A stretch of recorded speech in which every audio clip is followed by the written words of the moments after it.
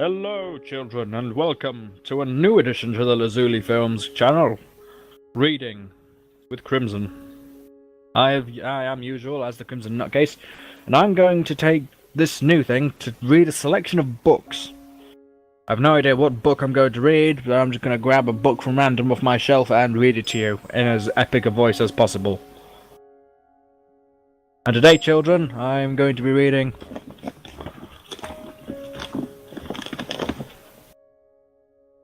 Thomas the Tank Engine and Friends. Percy and Harold. Percy takes the plunge. This is actually the perfect book for such young children.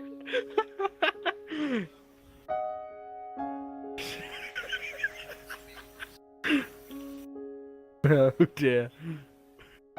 Yeah, I'm gonna try and read this in as epic a voice as I can possibly do.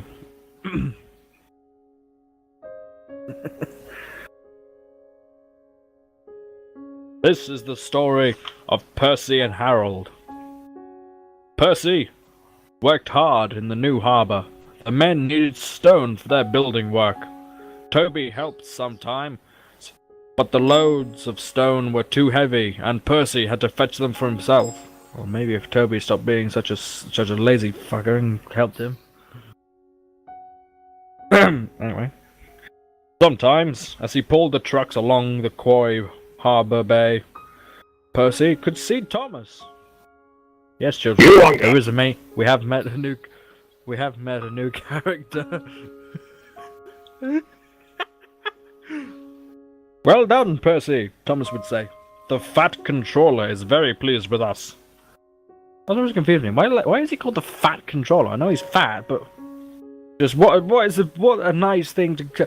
Children, I'm going to sit you in front of a television screen for like half an hour, and you're going to read a story about a fat man who tells trains with faces to do things. Anyway, there was an airfield close to the harbour. Percy heard the aeroplane zooming ahead all day. The noisiest of all was a helicopter, which hovered ahead, buzzing like an angry bee. "Stupid thing," Percy would say as he ran along past the airfield. "Why can't it go and buzz somewhere else?" One day, Percy stopped at the airfield. The helicopter was standing quite close. "Hello," said Percy. "Who are you?" "I'm Harold," said the helicopter. "Who are you?" "I'm Percy. What whirly great arms you have!" "They're nice arms," said Harold. "I can hover like a bird. Don't you wish you could hover?" "Certainly not," said Percy. "I like my rails, thank you. This is Percy. This is Harold."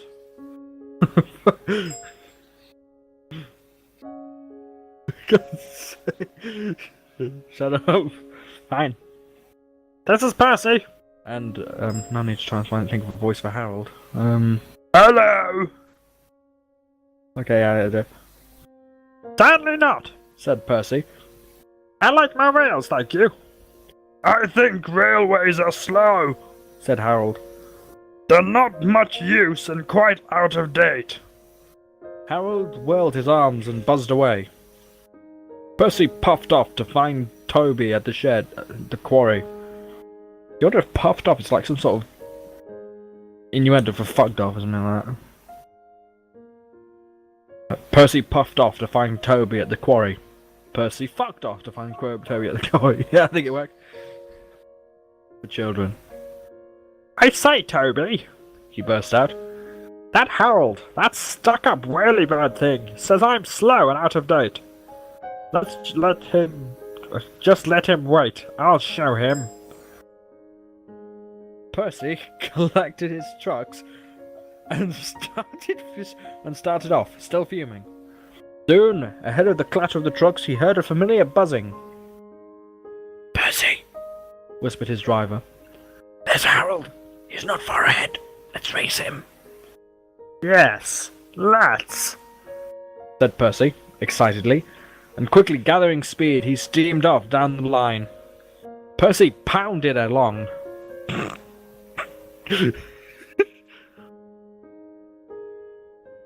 Yes, pounded along. Percy pounded along, and the truck screamed and swayed as they gathered speed. Together on their journey through the valley. Well, I'll be it. What's that? Well, I'll be a ding-dong dangled, said the driver. There was Harold, high above them. The race was on. Go on, Percy, yelled his driver. You're gaining. Percy had never been allowed to run fast before. He was having the time of his life. Hurry, hurry, hurry, he panted to the trucks. We don't want to, they grumbled. But it was no use. Percy was bucketing along with flying wheels, and Harold was flying high above, alongside. The firemen shoveled for dear life. Why is there a fireman on a train? I think it means a coal man. You know, those guys who like shovel coal into the engine. But they're not firemen. Whatever. The firemen shoveled for dear life while Percy's driver leaned out of the cab window and cheered Percy along. He was so excited he could hardly keep still. Well done, Percy, he shouted. We're gaining. We're going ahead. Oh, good boy, good boy.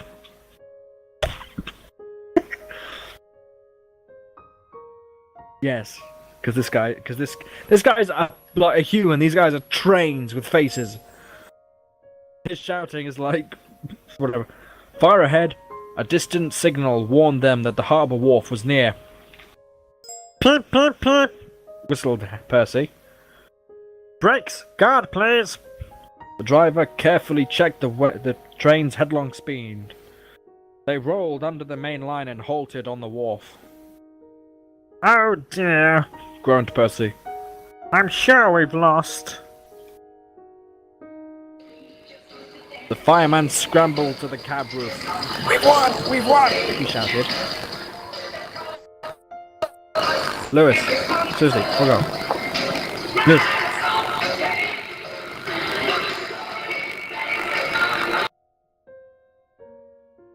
Can't you like kick him from the server or mute him or something? Yeah, let's do that. There we go. Now that way. No, wait. Well, that way we can't hear him. Okay. The fireman scrambled to the cab roof. We've won! We've won! He shouted. Harold's still hovering. He's looking for a place to land.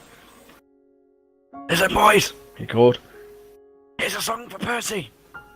Wait, what? There's a song in this shit. Said our old helicopter to our Percy. You are slow.